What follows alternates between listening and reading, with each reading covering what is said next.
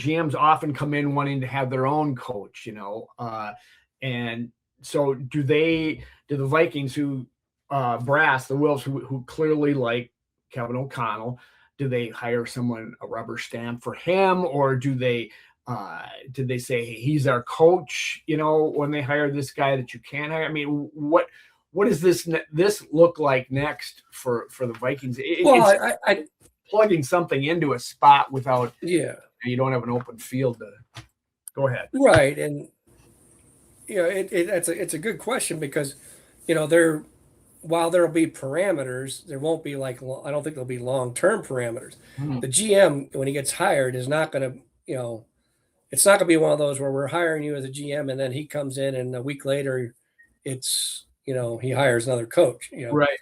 Kevin O'Connell, the timing of this is very strange because, you're bringing in a guy and I don't, to me, I would, obviously you're looking for maybe some of the guy. I think Peyton's contract is up in Denver. And I've heard him mentioned as a possibility. I haven't seen the other possibilities, but he was a guy that stayed here forever, passed up a lot of jobs, was getting interviewed every year for places.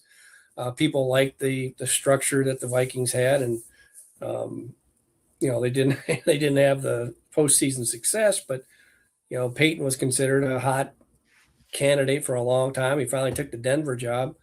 Wonder if he could be coming back, working with Rob. They're very close friends. That's a possibility.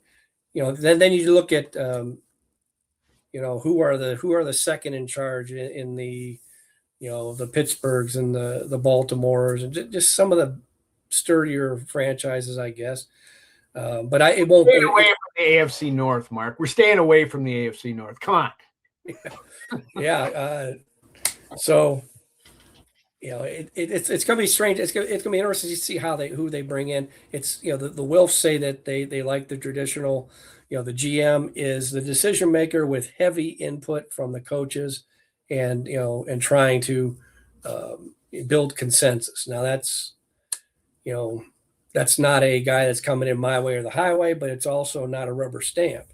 I also feel like it wouldn't hurt to have an experienced guy that can push back on KO and have the credibility to do so.